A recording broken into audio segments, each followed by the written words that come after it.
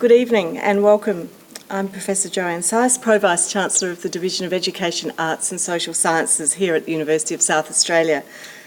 I'd like to acknowledge the Kaurna people as the custodians of the lands and waters of the Adelaide region on which we meet this evening, and I pay my respect to elders past, present and emerging. I also acknowledge the Kaurna people's cultural, spiritual, physical and emotional connection with their land, waters and community. I'm really delighted to welcome you to the Adelaide Lecture for Social Sciences Week 2019. As a society and a community, we are faced with huge challenges about the future of our world, environmentally, socially and economically. And we are increasingly aware that none of these challenges can be addressed in isolation. Building strong, flexible, genuine connections between people, between ideas, between practices and between sectors is key to achieving positive social change, and this is what we do so well as social scientists.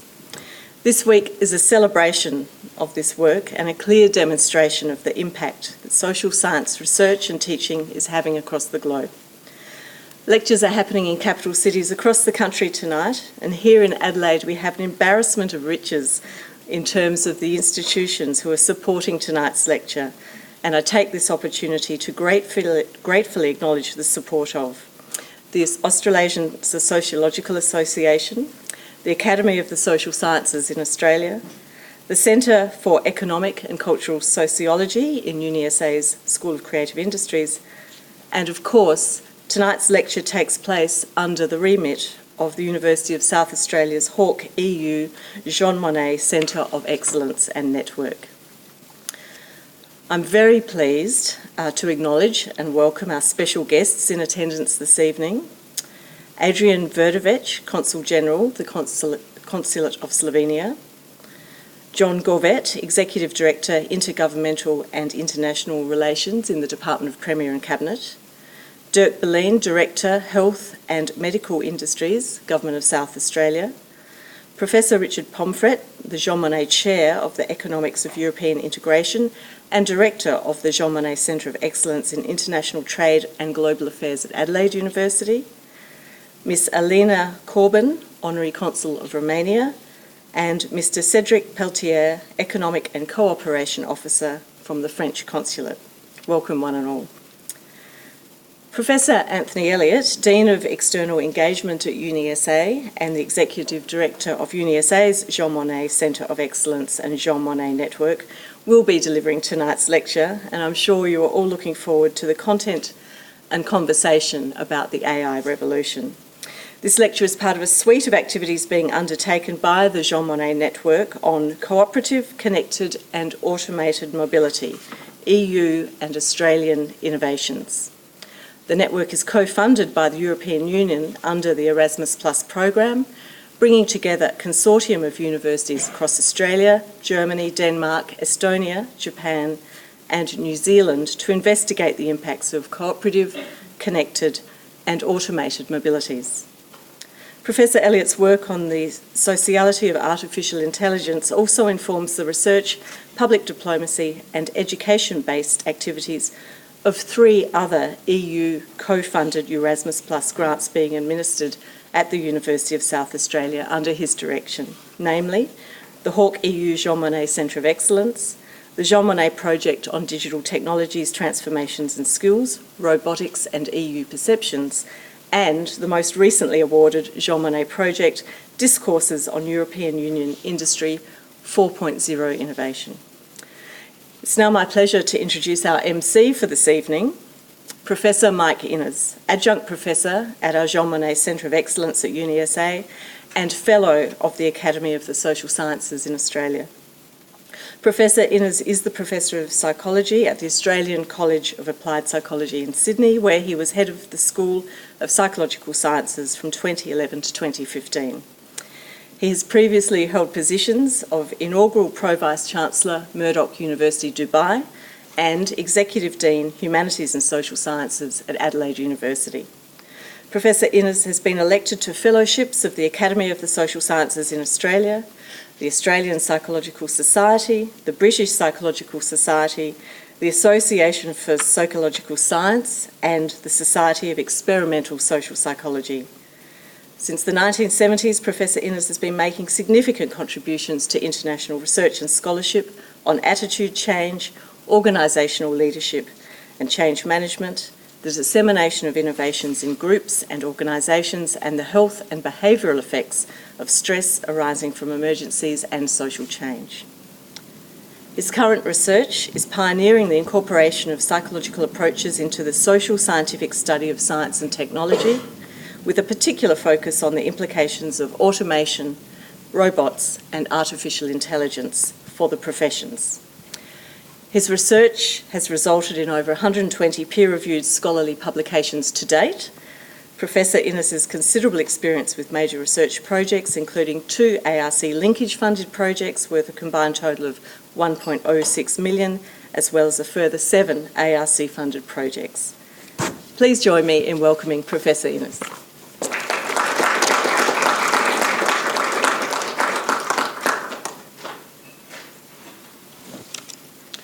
Thank you very much for that introduction. Before I introduce Anthony, I have a few words to say. I'm going to shamelessly plagiarise the wit of Paul Keating tonight by saying, if today you go into any pet shop in Australia, the resident galah will be talking about the perils of artificial intelligence. A survey of the national press makes clear that artificial intelligence is a topic of widespread interest, if not fear. If there is not a reference to the impending threat in the news pages, you will find somewhere in the financial section, or in the law report, or in the breathless review of new technology. There is an article in the Advertiser today about the use of sex robots to control misogynist behaviour of men on the internet. AI has been labelled as a harbinger of doom to capitalism, an existential threat to humanity, and for some optimists, a future of communist riches for everyone on the planet. However, the galah in the pet shop doesn't know what it is actually talking about. In society today, we have people talking about artificial intelligence as though they were experts, and indeed with a little help from Google, you can be an expert on anything. The authentic expert appears to be extinct. This evening, however, is testimony to that the true expert is not dead. The true expert, awesomely knowledgeable about the topic of AI and its effects upon our everyday lives in the immediate future, is Professor Anthony Elliott, who I'm honoured to introduce to you today. Anthony is a graduate of the University of Melbourne. He holds a PhD in sociology from the University of Cambridge. He is a Fellow of the Academy of Social Sciences in Australia. Professor Seiss has already briefed you on his roles and the nature and significance of the Hawke EU Jean Monnet Centre of Excellence, of which Anthony is the Executive Director, and its network of relationships. In particular relationship to his talk tonight, he was a member of the group who collaborated to produce the Australian Council of Learned Academies Horizon Scanning Report on the Impact and Ethics of Artificial Intelligence, which was presented to the Chief Scientist earlier this year. Anthony is the leader of a diverse group, leading by example in contributing to all of its endeavours. His ability to provide personal intellectual leadership is attested by his authorship of numerous books, of which I can only give you a very brief taste. They include Social Theory and Psychoanalysis in Transition, Social Theory Since Freud, the Rutledge Handbook of Psychoanalysis in the Social Sciences and Humanities, Mobile Lives, Reinvention. Testament to the breadth of his reputation, his book, The New Individualism, was selected by the Australian Financial Review as one of the best books on management. And his work on concepts of the self has been in continuous print for over 25 years. His latest work is published by Rutledge, The Culture of AI, Everyday Life and the Digital Revolution. Now, this book is a tour de force, presenting the spectrum of Anthony's interests and accomplishments in an analysis of the impact of developments in artificial intelligence, big data, ubiquitous computing, the Internet of Things, changes in mobility, acceleration of time in society, and the intrusion of the digital revolution on our lives. he can consider the effect of AI on how we will live with robots. When we are sentenced to live in aged care centres, and how the fabric of democratic society is changing with ubiquitous surveillance and intrusion into privacy. The book sets the agenda for tonight's talk. A sociologist who is steeped in the literature of psychoanalysis as well as that of social relationships and social change is, I think, uniquely placed to help us to understand the complexities of understanding the demands of artificial intelligence.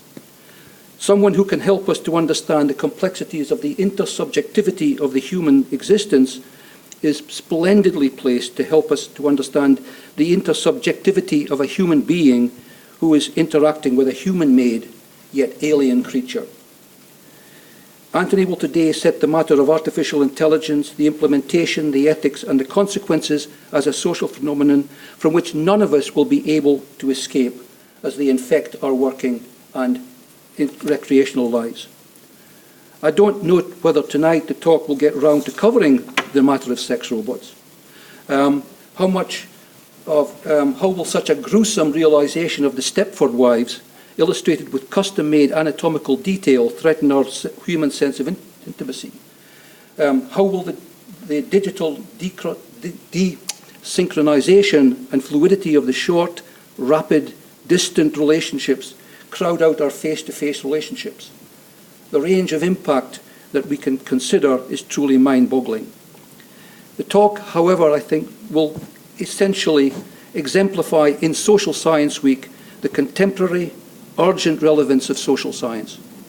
It will demonstrate the value of an examination of the myriad social consequences of AI, but beyond those seen mainly as issues of engineering, computing and technical education.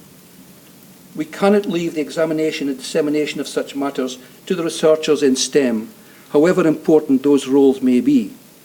Teaching primary school children to code will not solve the problems that we're going to face today and in the future. We will live immersed in the world of AI, and it is our ability to adjust to the pace and fluidity of that world which challenges us. Tonight we will get an insight into that world, informed by the humanities, synchronizing with the natural sciences from the perspective of the social sciences. I present to you Professor Anthony Elliott, who will talk today on AI is not what you think. Anthony.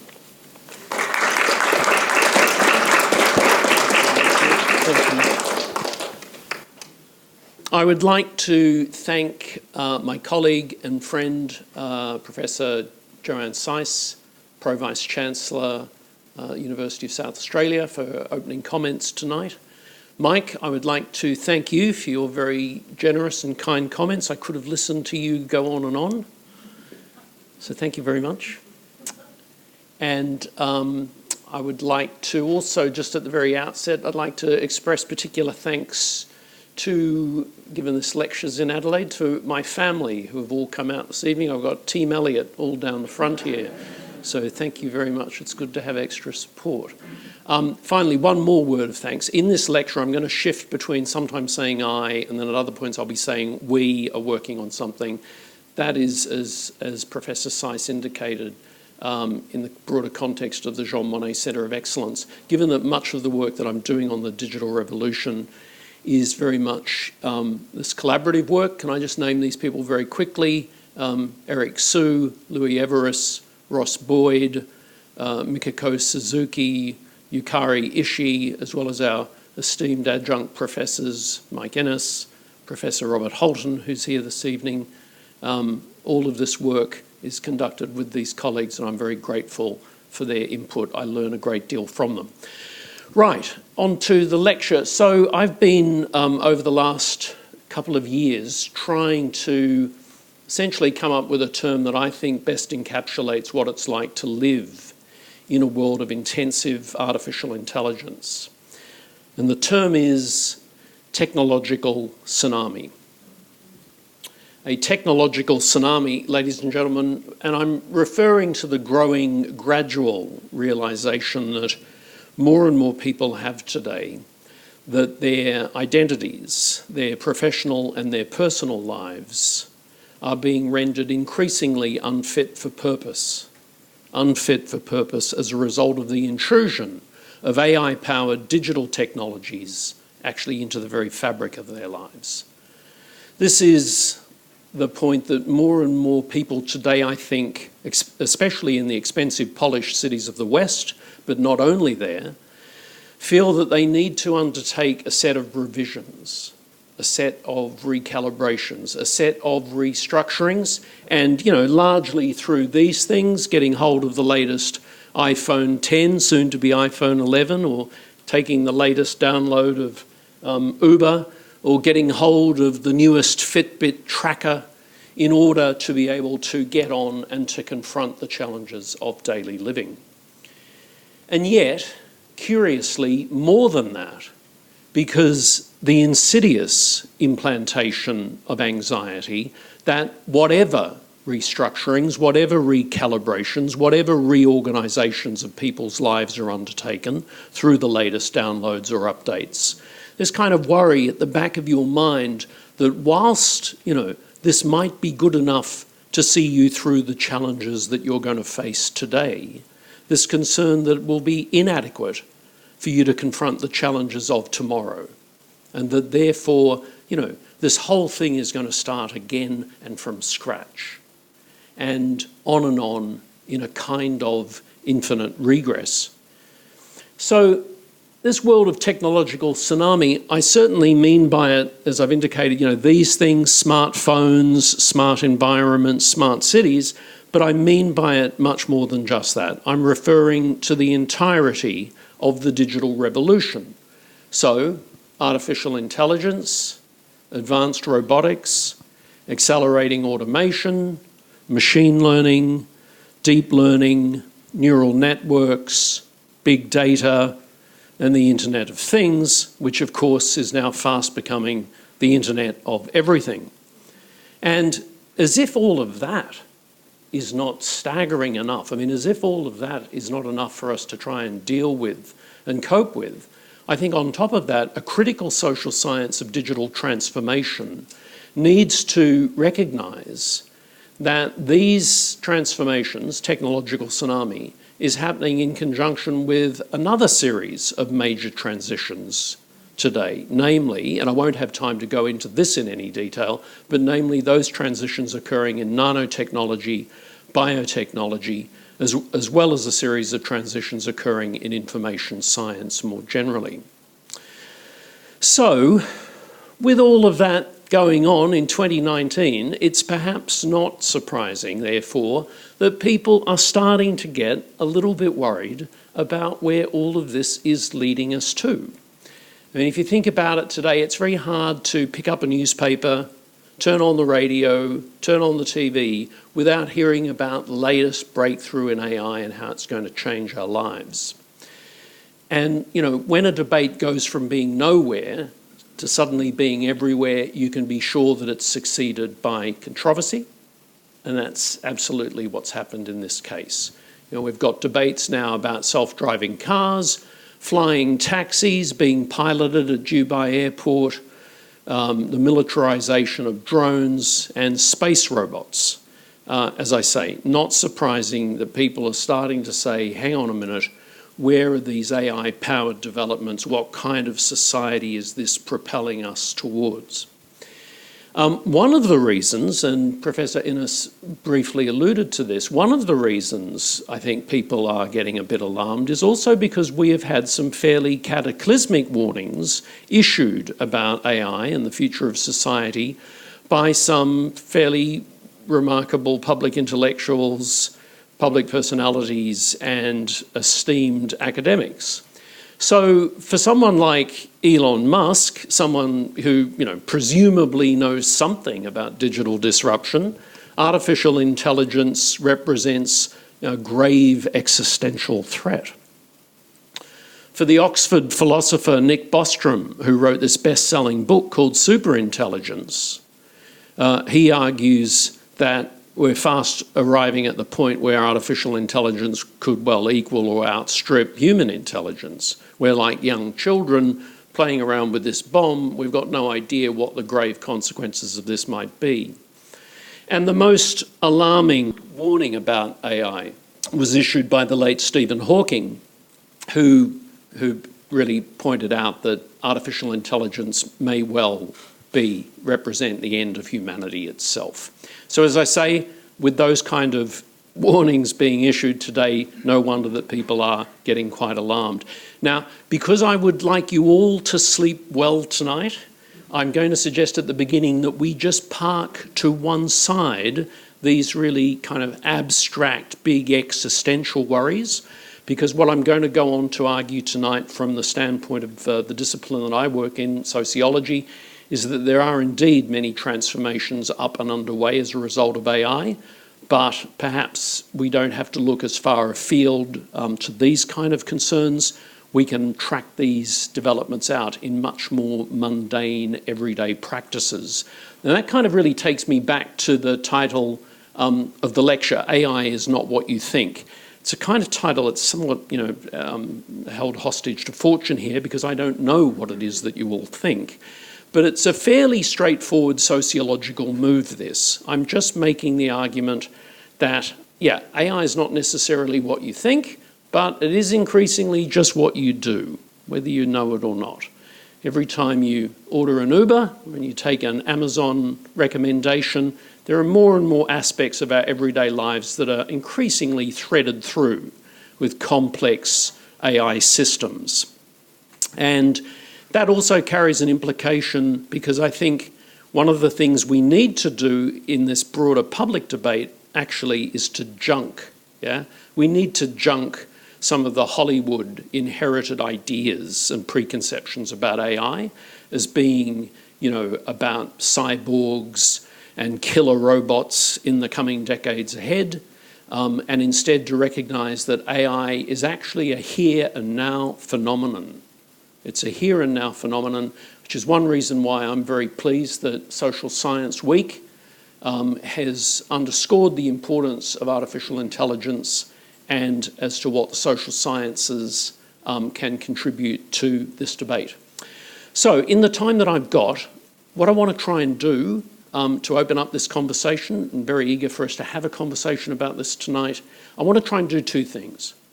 Firstly, I'm simply going to rattle through a whole host of things that I think are fairly self-evident or obvious about these complex digital systems, these complex AI systems that are powering up modern societies today. A lot of this, I figure people will perhaps already know this material, but I'm going to do this quite quickly. And then secondly, I'm going to go on and say something slightly more slowly about the AI revolution on the one hand and global transformations on the other. And there's lots of ways that I could do that this evening, but I want to report on a project that we're working on at the Jean Monnet Centre of Excellence, and I want to raise tonight the consideration of what's going on with the whole advent of virtual personal assistants, all the way from Apple's Siri to Google's Home, as well as the rise of chatbots and softbots every time you contact your bank, and these little bots appear out of nowhere, or when you're booking your next flight with Qantas or Virgin, and these bots appear to turn up and help you. Increasingly, more and more often, we see them in customer service operations today. Tonight, the question I want to raise about all of this is artificial intelligence, in some sense or another, starting to contribute to a wholesale re-engineering of human conversation, a wholesale re-engineering of how we communicate with each other? That's the query that I want to raise for consideration tonight. Okay, so onto these complex AI systems. In my new book that was mentioned earlier, The Culture of AI, I identify 13 of these different complex systems. I'm going to save you from that tonight.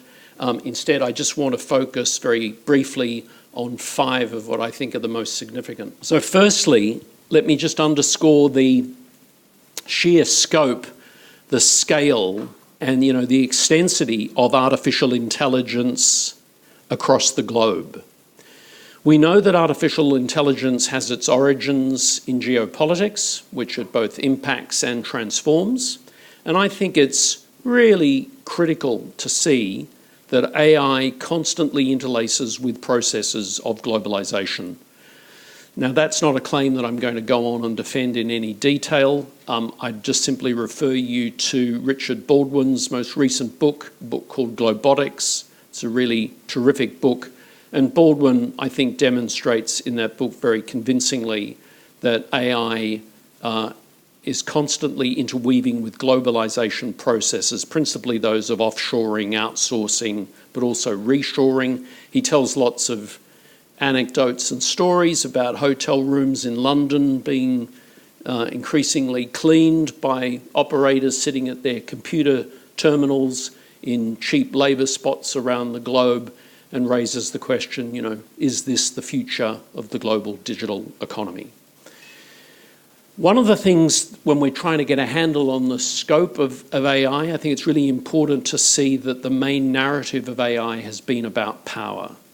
It's been about power. And we see this with the AI race today, the race to exploit AI by nations, by states, in order to advance their socio-economic interests. So how do we get a handle on what's going on around the globe? Well, one way we could do that is simply by looking at where the AI hubs are. So we know they're in Silicon Valley, they're in New York, Boston, London, Beijing, and Shenzhen. That tells us something, That tells us something about the kind of concentrations of power. Another way that we can get a handle on this question is to take a look at I apologise here, you probably have to squint a bit, but if you just look at all these flags, this is a timeline representing various countries that are developing these AI research and development programs, national AI strategies. Australia's actually come to the AI national strategy debate rather late compared to other countries. And again, it was mentioned earlier, it was my good fortune about 18 months ago to be invited by the Chief Scientist of Australia, Dr. Alan Finkel, to join the work of the Government Review on AI under the auspices of ACOLA.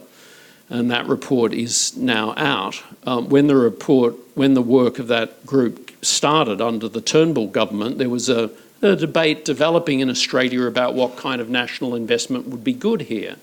And there was discussion that, well, Australia might invest to the tunes of tens of millions of dollars into an AI investment strategy. Now that the report's out, the debate's not quite as robust as I would like to see, and we don't quite know where the Morrison government really stands on this. But even, and we'll find out later at comment and question time, whether you think it's a good idea to be investing tens of millions of dollars into artificial intelligence of public money. But even if we do that, my point is that all of this pales in comparison to what other countries are doing. So, for example, if you look at the United Kingdom, the UK is spending some $1.3 billion on AI between now and 2025. If you look at France, France is allocated some $1.8 billion on AI.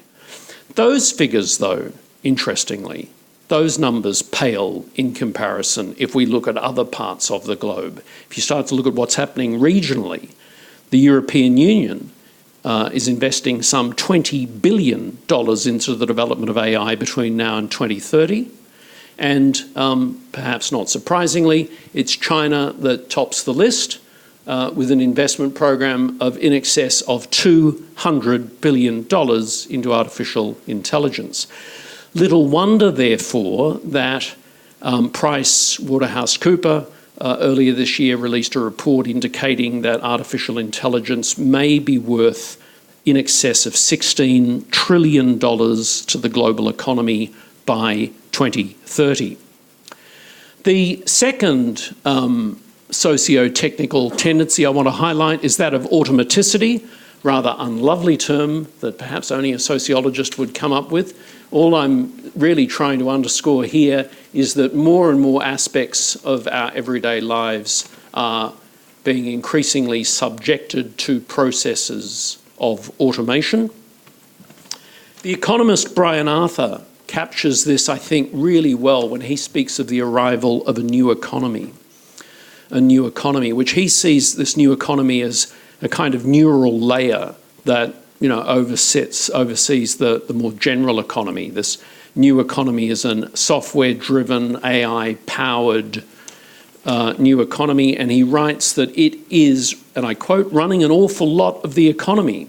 It's helping architects design buildings. It's tracking sales and inventory. It's getting goods from here to there.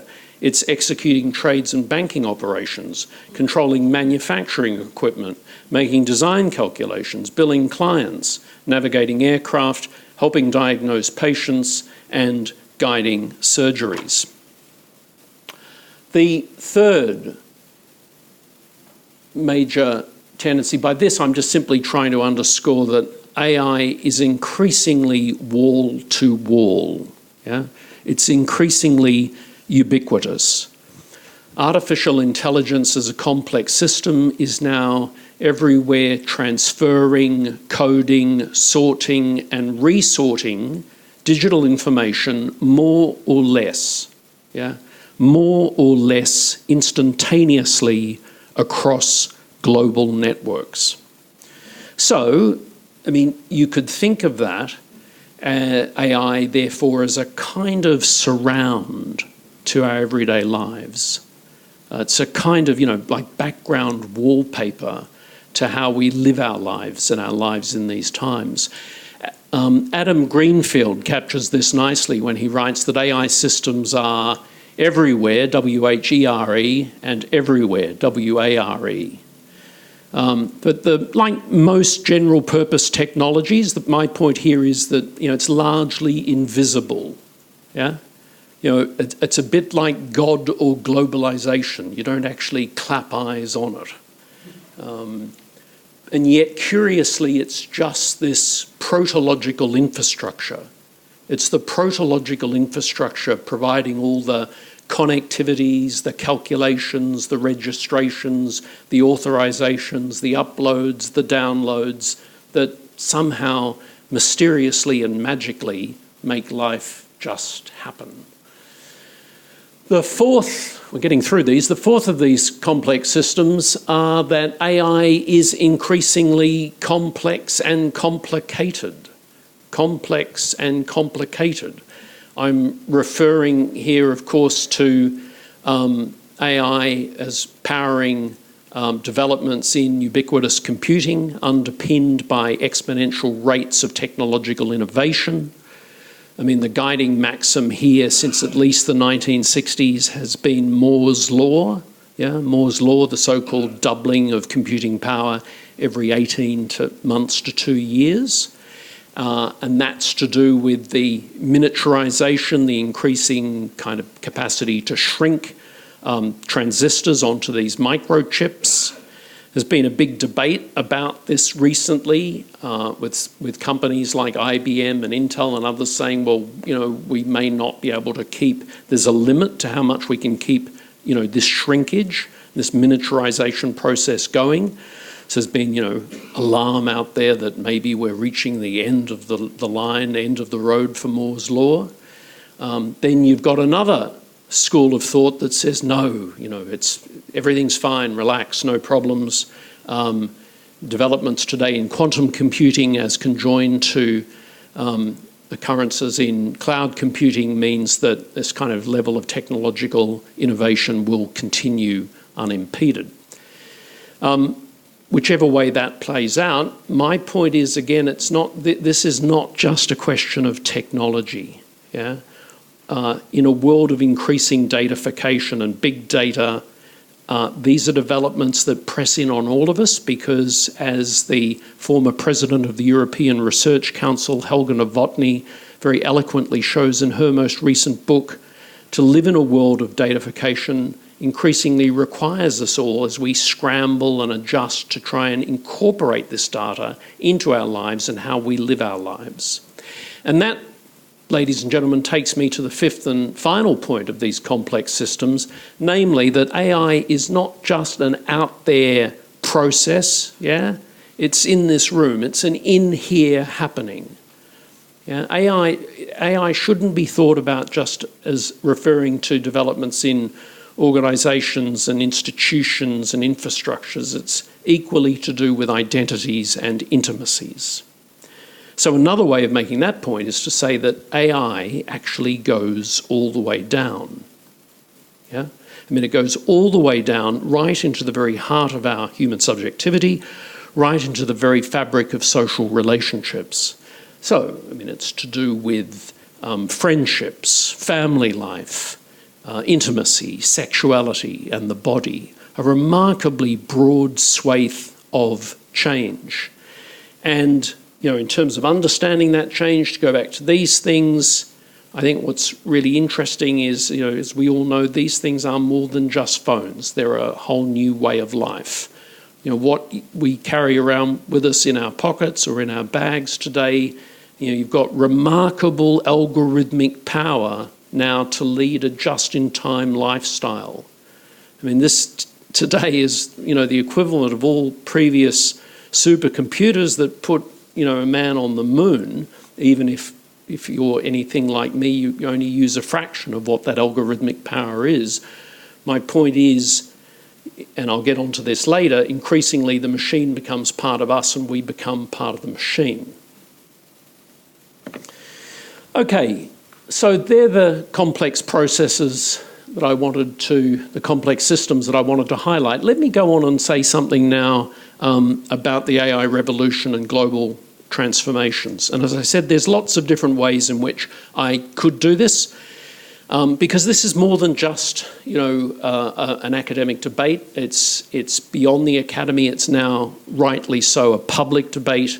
We're seeing this play out, and it's to do, I think, increasingly the big issue of the 21st century is the interface between humans and intelligent machines. And where that debate really plays out, where it's been at its biggest, of course, is the debate over robots taking our jobs, the debate over what will be the impact of AI on jobs and employment and unemployment. But so too, there's been a really big debate about AI and ethics. Again, rightly so, given the speed with which we seem to be as a society now outsourcing decision-making to these autonomous systems and processes. But tonight, as I've indicated, I want to target an area that's had less public debate, certainly less media attention, but it's to do with the rise of virtual personal assistants and the rise of these chatbots and softbots in customer service operations, because it seems to me that this is really a fundamental area of change in our everyday lives, and it has really big impacts potentially for the future of the kind of world we're going to live in. In terms of how this research team that I work with, how we started to come to this particular issue, there was an article written in 2014 by the eminent geographer Sir Nigel Thrift, formerly Vice-Chancellor of Warwick University. Thrift is one of these just incredibly, I think, insightful observers about has this way of seeing things that are going on that other people don't spot. He noted as early as 2014 that over 50% of internet traffic is now generated by intelligent machines. That's a figure that's now jumped to over 60% in 2019. He's referring to the rise of bots, of hacking tools and spammers. And, you know, bots here, I think, are really very interesting. I mean, from one angle, they're not. I mean, they're just sort of forms of, you know, bundles of code. But sociologically, they're much more interesting. In 2019, it's arguable that, you know, bots have become the new apps. And there's a stunning variety of bots that are now on the market. You know, we've got content bots. When you're reading the newspaper, if you're reading that Rafael Nadal has just won the US Open this week, you might think that's been penned by a flesh and blood journalist, but it may well have been composed by a complex algorithm. We've got digital revolutions in process here. We've got we've got food bots that can arrange the delivery of your Chinese takeaway straight to your door. We've got, you know, financial e-commerce bots, which can increasingly now automate the flow of financial services and transactions, trading bots, etc., etc. Now, of course, from one angle, these are all fairly functional. in orientation, they're task-orientated. But again, in 2019, the situation's much more complex and sophisticated than that. You've only got to take a look at what's happening, I think, in the areas of education today or in healthcare. Certainly, say, in mental health, there's the delightfully named Woebot,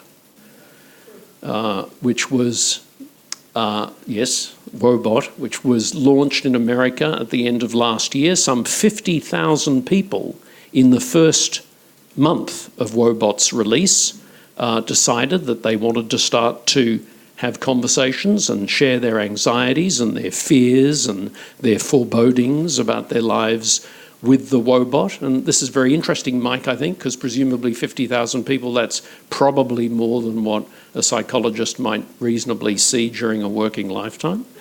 It's a figure that's now, by this stage of the year, has jumped to over 3 million people engaging with the Woebot.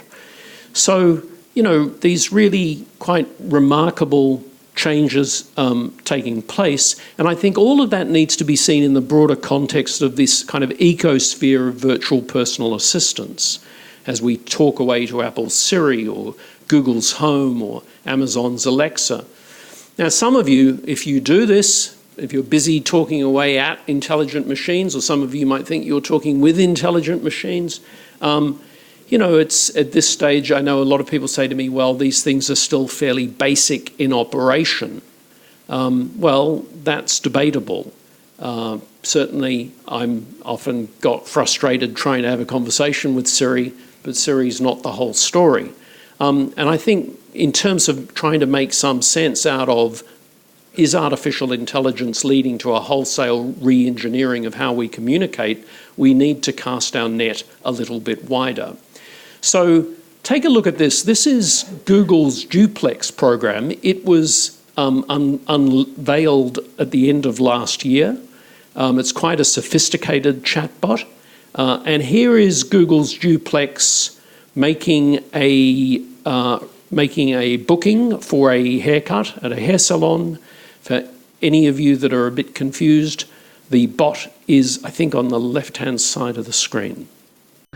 What happens is the Google Assistant makes the call seamlessly in the background for you. So what you're going to hear is the Google Assistant actually calling a real salon to schedule the appointment for you. Let's listen.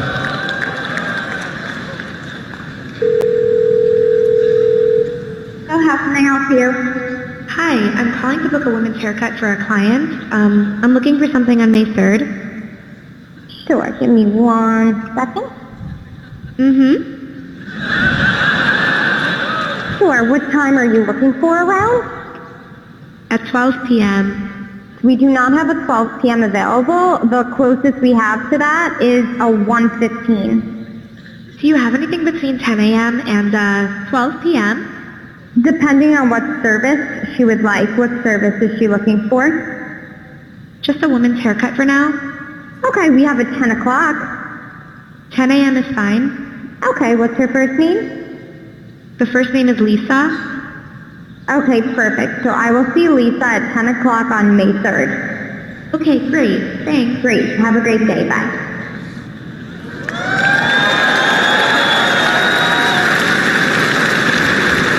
Perhaps only in Silicon Valley, can you get that bending of the knee, that tipping of the hat as the next conversational assistant is unveiled.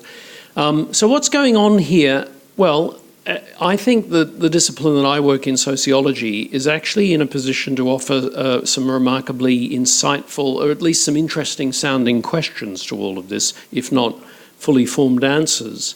Because sociology has, from its inception, stressed and emphasised that language is absolutely essential to the production and reproduction of social life. The late sociologist Deirdre Boden once wrote that social life is produced through, and I quote, talk, talk, talk, and more talk.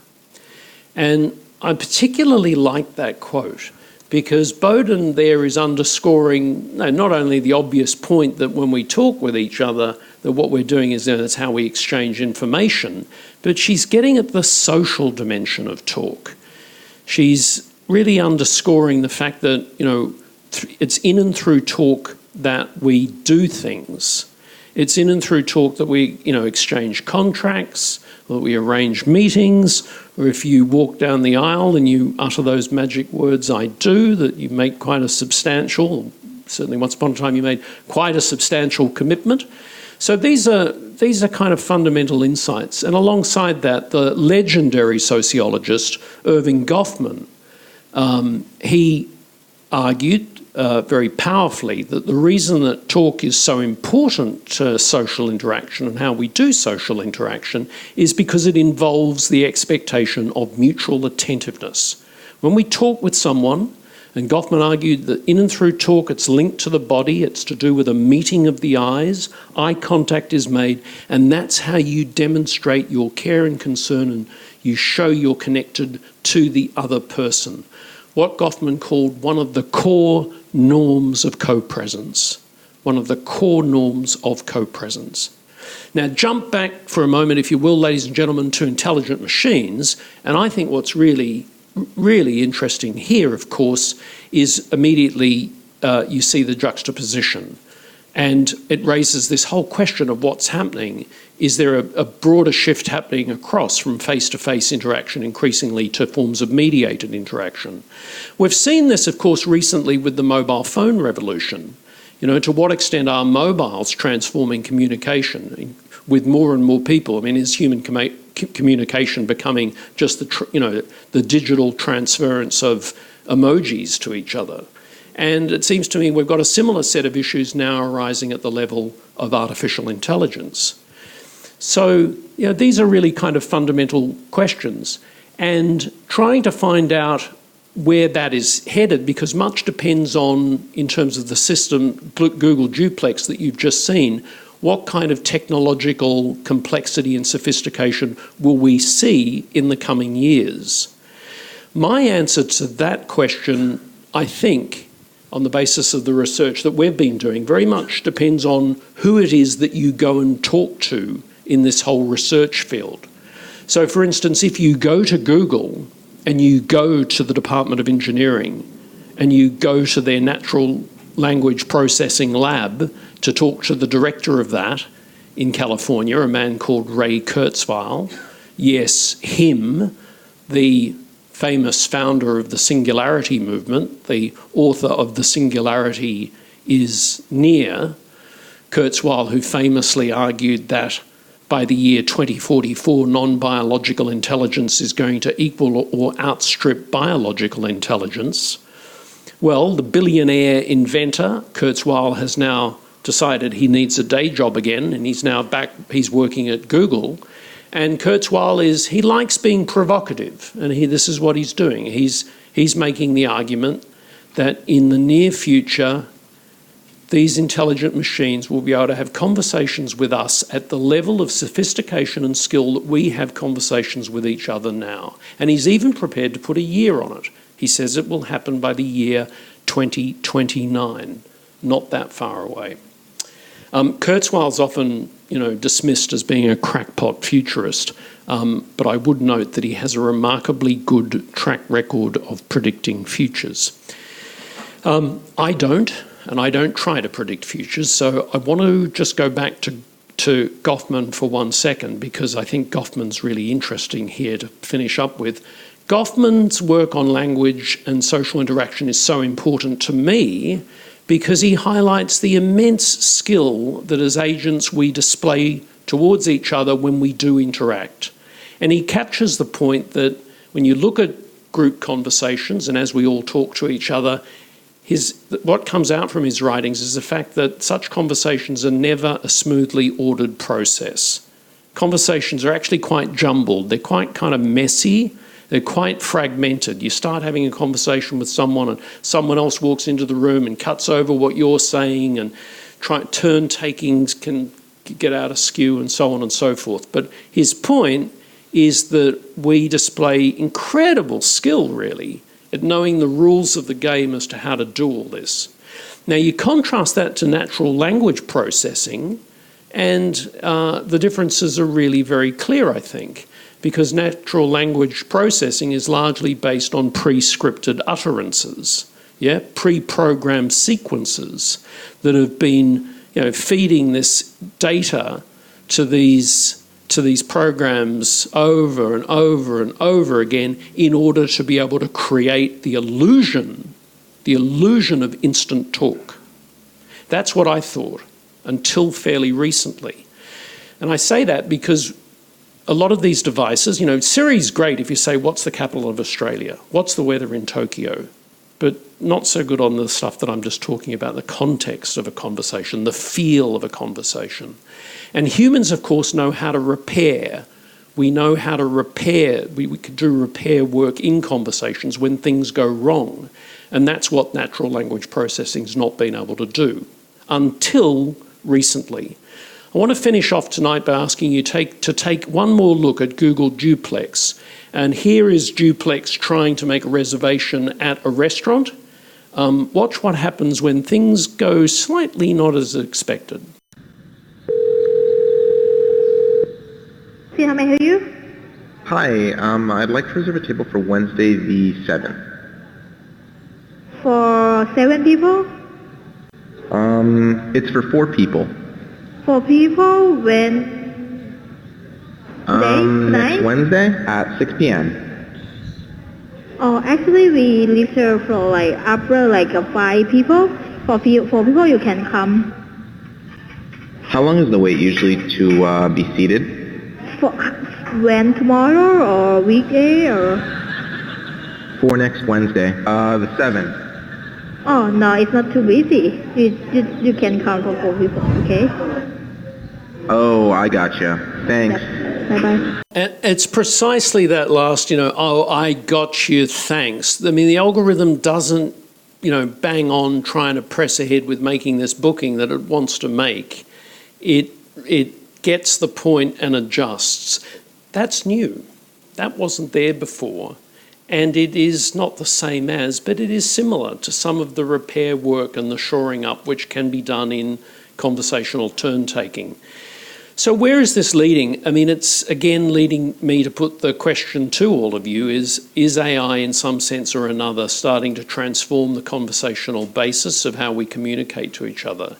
If more and more of us today are talking to intelligent machines in this manner, talking at intelligent machines, what will this do for how we actually communicate and interact with each other? If you can simply say to the intelligent machine, order me a pizza, book me the flight, get me the reservation, how does that impact on working life? I mean, certainly in all organisations I've worked at, when you want a colleague to do something, you don't just say that. I mean, you tend to start off by saying, did you have a nice weekend? What did you think of the football match? Whatever. There's some conversational pleasantry. Not only is that not necessary with conversational intelligent machines, it may clearly be counterproductive, although some of the designers are now trying to build this back into the system. So you've got things like Amazon's Alexa now reminding people to be polite, to add a please when you're asking for a particular service. But where is that leading us to? Is it a wholesale? Are we at the beginning of some re-engineering of our identities and our conversations today? And for the social sciences, given that this is Social Science Week, given that language and talk is so essential to the social sciences, what should a theory of language now be? Should it really, in effect, just become a theory of machine language? Now, I'm quite serious about that. I mean, we don't know. And the reason we don't know is at the moment no one can know. Mike said some very nice things about me being an expert. I finish off just by saying that all of this is happening in real time and it's highly experimental. We've never been in this situation before. We've never lived in this kind of world.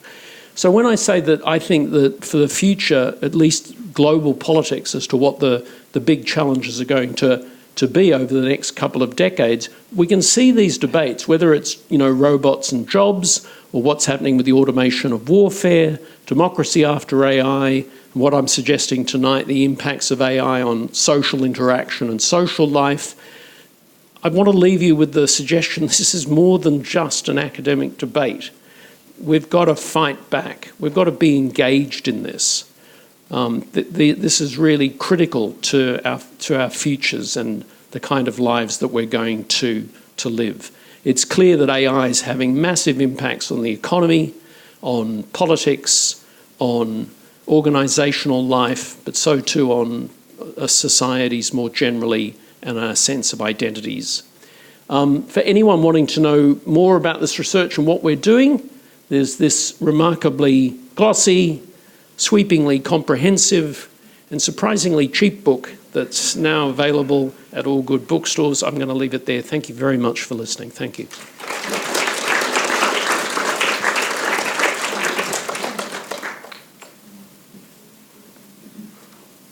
Well, I told you it would be deep and all-embracing. We have an opportunity for questions from the floor. There are mics in the ready. Yes, please. Did you want to? Sorry. Rather than asking a question that goes further from where you went to, I'd like to go back to the beginning, to the context of the development of AI. Now, I think there was maybe one sentence you used, and you said that AI has been developed in a period of globalization. And I'd like to say that looking at now, at September 2019, globalization is going through massive changes of direction, challenges.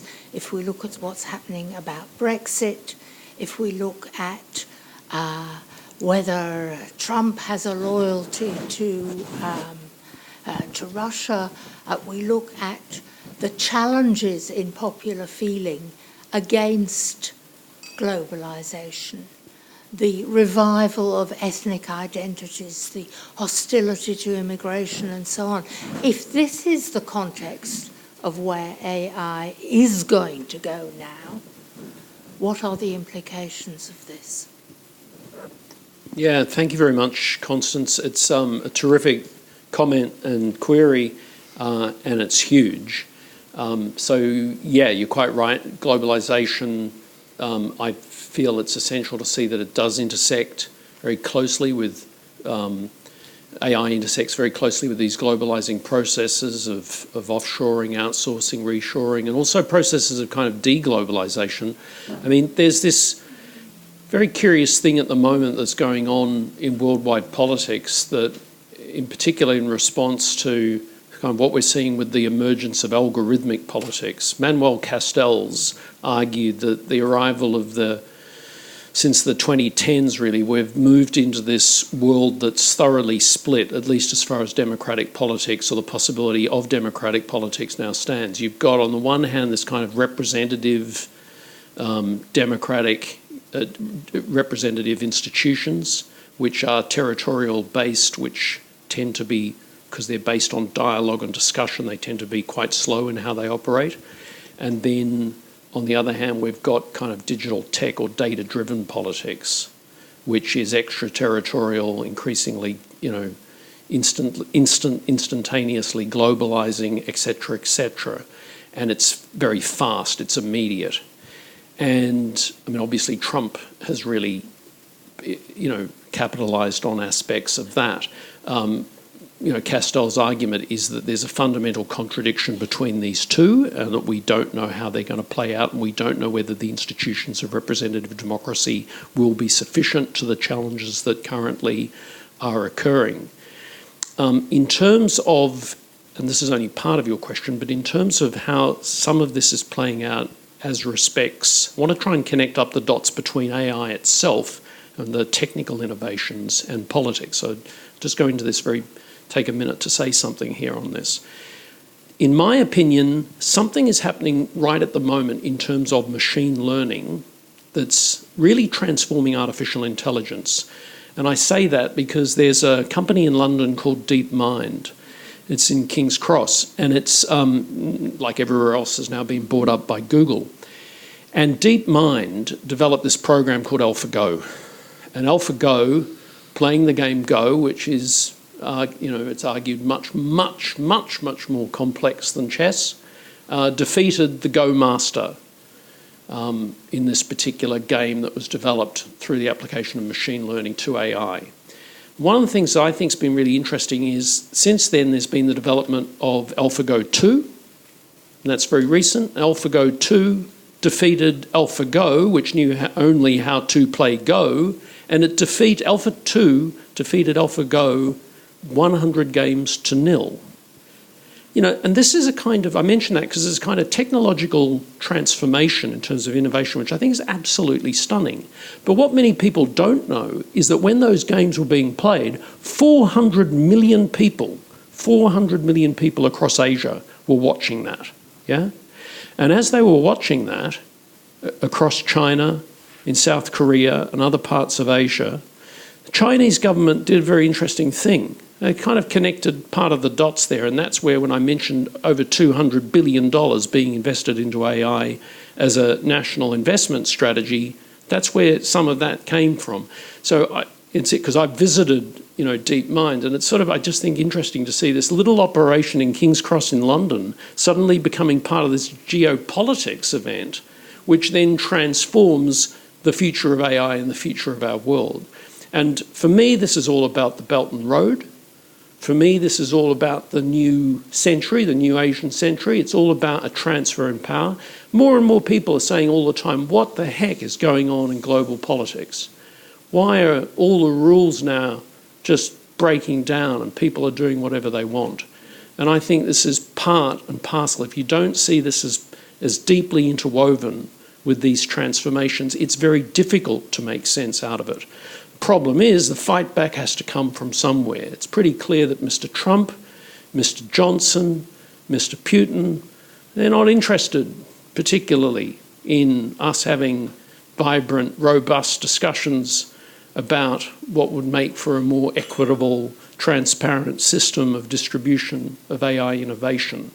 I mean, at the moment, a lot of those developments have certainly, as the FBI and the CIA and the NSA reported not long after Trump was elected as president, it was made pretty clear in their reports that because of the Russian interference in the election, that had been directed towards his benefit and to Hillary Clinton's loss. But in terms of any follow-up on that, Trump is seeing this as increasingly algorithmic politics always going his way. The difficulty is we can't just see it as a left-right issue, because it's not just a left-right issue. It transcends left and right. Because you've got to remember that data mining actually, it was Barack Obama that data mining was going on then. And there's a very interesting group, if you look at the Oxford Computational Propaganda Project, such a thing does exist, they've identified that there are now over 40 countries in the world where you've got all of this data mining, misinformation, fake news, etc., going on. So it's really in that context, and I've only touched briefly on what you're talking about, but this is why I think it's really critical that we get this debate happening in this country, and I think we need I would have thought, a much more vibrant public debate in the aftermath of the Ecola report about what's going to happen in Australia in relationship to artificial intelligence for our futures.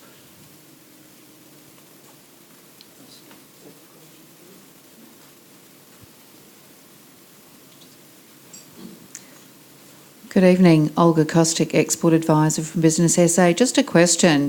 Do you think that's what has driven China to block Facebook and Google and all the other platforms so they can have some sort of control on data mining and build all their own?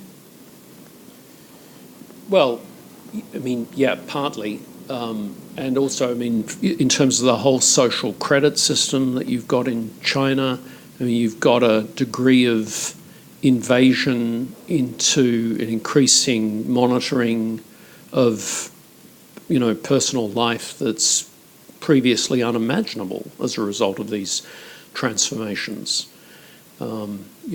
Bruce Schneier in his book Data and Goliath makes the argument that we're now living in a time in 2019 whereas the world has turned into this giant surveillance machine. So that's why I think these debates that we're starting to now have about ethics and transparency and accountability and governance, yes, from one angle, of course, they're spot on. One of the best reports I know, sorry, this is a bit further afield from China, but one of the best reports I know on AI came out of the UK Parliament. It was conducted by the House of Lords. And that particular report, in its 5 major recommendations to the United Kingdom Parliament, highlighted that AI should always be pressed into the service of, the general good, that AI should not be used to harm people. Hands up anyone who disagrees with any of that. The problem comes when we start to look at what these things mean today for privacy, because I think we're in a situation we're in a new situation, we're in a new world where the relationship between private life and public space is now completely transformed. Every time you go and have a cup of coffee somewhere in a shop, you see these cameras that are up on the wall. Well, these images are being fed straight back to the digital companies, and they, with these images of taste, sensations, and your reactions, no one's asked for your approval on any of that. So, that's why I think that this is really a fundamental issue.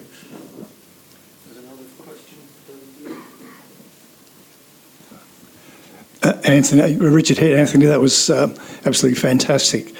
If I look historically at the greatest threat to humans, apart from humans themselves in many cases, but the greatest threat to humans, to cities, to countries have been bacteria, viruses, and as we live longer, our own transformed cells that want a degree of independence.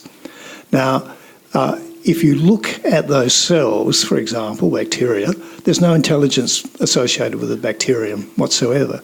But bacterium currently beat the best chemists in the world in terms of bacterial resistance. Cancer cells are constant battle with chemotherapy with transformed cells. And it seems to me the commonality across that is a world of design with no intention, and that's what you have with viruses and bacteria and human transformed cells, to a world of design with intention, which is what we have with artificial intelligence and those areas. What I see as the threat into the future would be if we lose control of a world of design with intention and now start to drift to the world that's around us now that we're many times unaware of, is the world of design with no intention. Yeah, Richard, agreed. And I think one of the issues we have now is what happens to intention and how do we understand intention in relationship, general societal intention in relationship to artificial intelligence. So if you go back to the ethics question, we're seeing this, and understandably so, in both private companies and public organisations, that questions of regulation, of governance and ethics and transparency must be centre stage. No one's going to disagree with that. The problem, I think, arises where institutions are trying to apply these understandings of ethics to current technological developments which transcend our inherited frameworks. So from one angle, there is this phrase that was developed by the late German sociologist Ulrich Beck, where he talked about zombie categories. My worry is that a lot of our ethical thinking has become almost zombie-like, because if you think so much of ethics is based, for example, on the precautionary principle, how do we try to delimit risk in terms of space and time and accountability and who in the population are affected by these risks? Well, as I said earlier in the talk, the big issue is that so much of this is invisible. it's operating below the radar. And its impacts are very uneven, and the nature of the distribution of these impacts are often largely unknown. So I think this raises huge questions about ethics and accountability and how these organisations are trying to, because they're too trying to grapple and adjust to and scrambling to cope with this brave new AI world. And I think that's what we need, much more research. This is why we also, it's not just a matter of the money going in to promote Australian businesses to become, more efficient in terms of getting the best gains out of artificial intelligence. It's also a matter of us, being able to develop best practice and to understand more about particularly the kind of AI community, the engineers and the computer scientists and what their take on these things are. We need more of this. I know transdisciplinary developments are all the rage, but I think it's really one area where we need this. I'm going to have to close it down now. I think there'll be an opportunity outside for to assail this man with more questions. I'd like to thank, first of all, Steph and her team for putting this event together. A lot of technology went into this, and thank you very much for all the effort that you put in. But finally, I would like to thank Anthony. He is an expert. You can't predict the future. Anybody who tries to is going to be foolish. But as far as we've got up to 9/11, 2019, it's as much of an expert as I would like to be. So I'd like you to give another round of thanks for this talk.